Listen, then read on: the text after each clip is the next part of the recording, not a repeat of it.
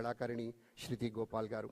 ఇప్పుడు వేదిక మీదకి రాబోతున్నటువంటి మరొక బృందం ఇది మోహిని ఆట్టం. త్రిశూర్ నుంచి విచ్చేస్తున్నటువంటి కళాకారులు గురు కళామండలం షీలా గోపీనాథ్ గారి వేదికకి విచ్చేయబోతూ ఉన్నారు. కోదండరాముడి గురించి, రామభద్రుడి గురించినటువంటి విశేష అంశాన్ని మన ముందు ప్రదర్శించడానికి కళాకారులు సిద్ధంగా ఉన్నారు. 2 మాటలు వారి గురించి చెప్పుకుంటే, ఈ గురు కళామండలం ప్రషీజా గోపీనాథ్ గారు దాదాపు 30 ఏళ్ల అనుభవం కలిగినటువంటి ఒక శాస్త్రీయ నృత్య కళాకారిణి. కళామండలం ప్రషీజా గోపీనాథ్ కేరళ కళామండలి నుంచి శిక్షణ పొందడమే ఒక ప్రత్యేకత.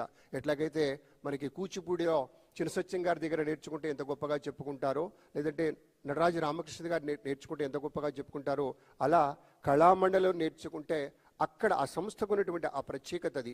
ఈ మోహిని ఆట్టం, భరతనాట్యం, కూచిపూడి, కథాకళి వీటన్నింటిలో కూడా నైపుణ్యాన్ని సాధించినటువంటి ప్రషీజా గోపీనాథ్ గారు ప్రత్యేకమైనటువంటి రీతిలో విఎన్ శర్మ ఎండోమెంట్ అవార్డు కూడా గత ఏడాది అందుకోవడం జరిగింది. Bharat school of classical dance అనే సంస్థని నిర్వహిస్తూ వారి సృజనాత్మక నృత్య రూపకాలు నలదీపకం, పుధాన మోక్షం వంటి అనేక అంశాలని వారి కళాత్మకతను జోడించి సంప్రదాయానికి బద్ధమైనటువంటి రీతిలో చక్కగా ప్రతిబింబించేటువంటి అంశాలని తీసుకొస్తూ ఉన్నారు. ఇప్పుడు వారు ప్రదర్శించబోతున్నటువంటి అంశం మోహిని ఆట్టంలో శ్రీ ముత్తుస్వామి దీక్షితులు వారు రచించినటువంటి ఒక భక్తిరస కృతికి వారి యొక్క అందమైనటువంటి ఒక అభినయాన్ని అందించబోతూ ఉన్నారు. తిరుచిరాపల్లిలోని శ్రీరంగనాథస్వామి వారికి అంకితం గావించినటువంటి అంశంగా వారు ఎంపిక చేసుకున్న రంగపుర విహార అనేటువంటి ఒక పల్లవితోటి ఈ కార్యక్రమం వస్తుంది. ఈ కోదండంతో రామచంద్రమూర్తి రంగాపురంలో విహరిస్తున్నటువంటి వైనాన్ని మూలంగా తీసుకుని కామదేవుని తండ్రిగా ఒక గజేంద్ర మోక్ష ఘట్టాన్ని అందంగా అల్లుతూ సూర్యచంద్రాదుల్ని నేత్రాదులుగా కలిగినటువంటి మహావిష్ణువును దీక్షితుల వారు తాను దర్శించి మనకి దర్శింపజేసినటువంటి ఒక అందమైన అంశమే ఇది. ఆదిశేషునిపై శయనించి భక్తుల యొక్క కోరికల్ని తీర్చేటువంటి, శుభాల్ని ప్రసాదించేటువంటి ఒక కృతిని మనకి అందించారు. బృందావన సారంగరాగంలో ఈ అంశం రూపకతాళంలో కూర్పు గావించబడింది. మరి ఒక్క మారు ఈ మోహిని ఆట్టం కళాకారులు ఎక్కడో కేరళ నుంచి విచ్చేశారు మన కోసం. చక్కగా మీరు వాళ్ళని ఆహ్వానించండి. మీ కరతాళ ధ్వనులతోటి చక్కగా ఉండాలి. కళామండలం ప్రషీజా గోపీనాథ్.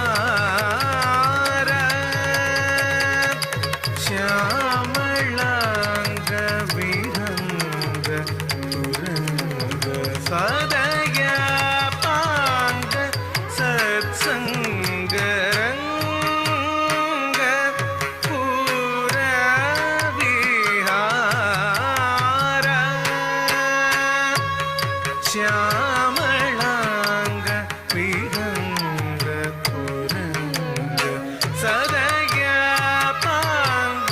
സത്സംഗരംഗ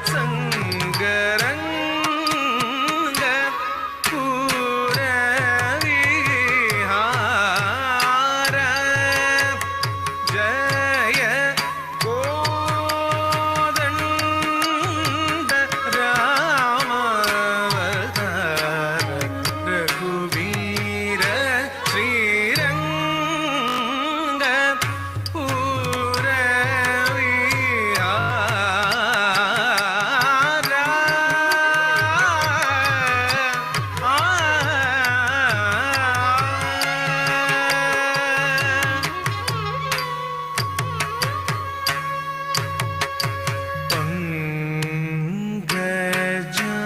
പങ്കജാപ്ത പൂല ജലനിധി സോമ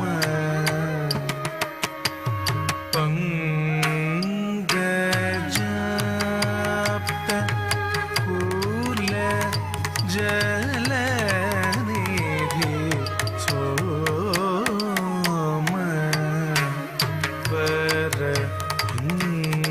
പരംഗജ മുഖ പട്ടാഭി രാമ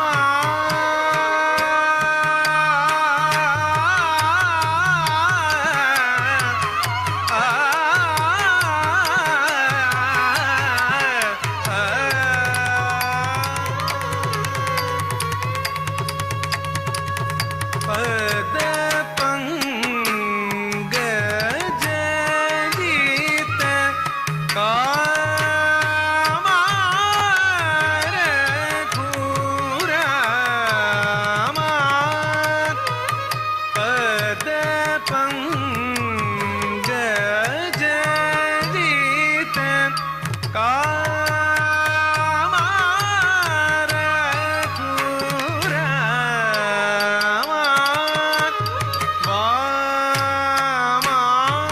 വാമാംഗ ഗത സീതാ പരവേശ ശേഷാംഗ ശയന ഹത സന്തോഷ ഏണാംഗ രവിനയന മൃദു ഭാഷ അകളം ദർപ്പണ കപോല വിശേഷ മുനി സങ്കട ഹരണ ഗോവിന്ദ വെങ്കടരമണ മുകുന്ദ സങ്കട ഹരണ ഗോവിന്ദ വെങ്കടരമണ മുകുന്ദ സംഘർഷണ മൂലകന്ദ ശങ്കര ഗുരുഗുഹാനന്ദരംഗ പുരവിഹാര ജയ കോദണ്ഡ രാമാവതാര രഘുവീര ശ്രീരംഗ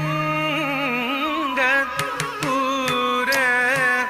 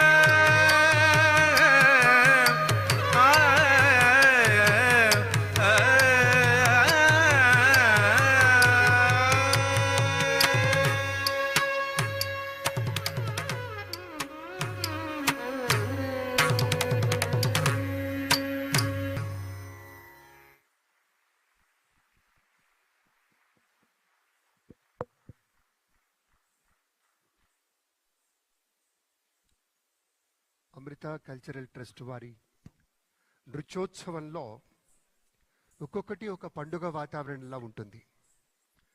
గణపతి ఒక సంప్రదాయంలో జరిగింది ఫస్ట్ ఐటమ్గా, తర్వాత రెండవది ఇది. ఇప్పుడు మనం చూడబోతున్నది మరొక విభిన్నమైనటువంటి ఒక సంప్రదాయం. గురు డాక్టర్ అరుణా మొహంతి గారు విచ్చేస్తున్నారు. వారి శిష్యులతోటి చక్కగా ప్రజెంట్ చేయబోతున్నటువంటి అంశం ఒక దశావతారం అనేటువంటి ఒక ఒడిస్సీ సంప్రదాయం నృత్యాంశాన్ని మన ముందు ప్రదర్శిస్తారు. ఒక్కొక్క నాట్యంలో ఒక్కొక్క సొగసు ఉంటుంది, ఒక లాలిత్యం ఉంటుంది. ప్రత్యేకించి ఇప్పుడు చూసిన అంశంలో కావచ్చు, చూడబోతున్న దాంట్లో కూడా కావచ్చు. మనకు తెలిసిన కూచిపూడి, భరతనాట్యం ఇంతవరకే కాకుండా ఆయా రాష్ట్రాల్లో ఇదే శాస్త్రీయ నృత్యం వేరు వేరు పేర్లతో పిలువబడుతున్న ఆత్మ ఒకటిగానే ఉంటుంది. ఎవరు చేసినా శివయ్య గురించో, అమ్మవారి గురించో, విష్ణుమూర్తి గురించో, లక్ష్మీ అమ్మవారి గురించో మరొకటో విశేషంగా మన ఇతిహాసాల్లో ఉన్నటువంటి కథావస్తువునే తీసుకుంటారు. కానీ ఆ ప్రజెంట్ చేసేటువంటి విధానంలో, అభినయించేటువంటి విధానంలో వారి వారి సంప్రదాయానుసారంగా చేసేటప్పుడు వారి గురువులు వారి మూలాల్లో అందించినటువంటి ఒక మాతృకని పట్టుకొని దానికి అనుగుణంగా అల్లినటువంటి వైనాన్ని గారికి గమనిస్తే చాలా ముచ్చటేస్తుంది. మనకి కూచిపూడిలో అభినయ ప్రాధాన్యంగా కలిగినటువంటి అంశాలుగా ఉంటాయి. కొన్ని చోట్ల ఇప్పుడు చూసిన దాంట్లో అసలు ఆ ప్రోగ్రామ్ స్టార్ట్ అవడానికి ముందు ఒక 10 seconds గ్యాప్లో వచ్చినటువంటి ఒక చిన్న సంగీత పీస్ని కనుక గమనించినట్లయితే, మ్యూజికల్ పీస్ని గమనించినట్లయితే ఎక్కడికో తీసుకెళ్తారు. అంటే ఒక ట్రాన్స్ఫార్మేషన్, మరొక చోటికి, మరో లోకంలోకి, మంత్రనగరి సరిహద్దుల దాకా తీసుకొని పోయేటువంటి ఒక ప్రయత్నంలో భాగంగా ఒక లంగరేసి లాగినట్లుగా ప్రేక్షకుడిని కనెక్ట్ చేస్తారు. అది మనం పట్టుకోవాలి, మనం చూడాల్సింది. ఏదో 4 చప్పట్లు కొట్టడం కోసం కాదు, దాంట్లో ఉండే ఆత్మని గ్రహించి ఆత్మానందాన్ని పొంది తద్వారా పరమాత్ముడితోటి ఒక ఏకీకృతమైనటువంటి ఒక బంధాన్ని ఏర్పరచుకుంటే జీవితం పరిపుష్టమవుతుంది, సంపన్నమవుతుంది. మానవ జన్మ ఎత్తినందుకు, ఇవన్నీ ఆస్వాదించగలిగే శక్తి ఇచ్చినందుకు, చూడగలిగినందుకు, వినగలిగినందుకు, మాట్లాడగలిగినందుకు, పాడగలిగినందుకు, ఆడగలిగినందుకు ఈ శక్తినిచ్చినటువంటి పరమాత్మకి మనం ఎప్పుడూ నిత్యం కృతజ్ఞతలమై ఉండాలి. కాబట్టి తదనుగుణంగా అల్లినటువంటి అంశాన్ని చూస్తున్నప్పుడు మామూలు చప్పట్లు సరిపోవు. ఏదో ఒక్కసారి వినిపించండి ఎలా చప్పట్లు కొడతారో.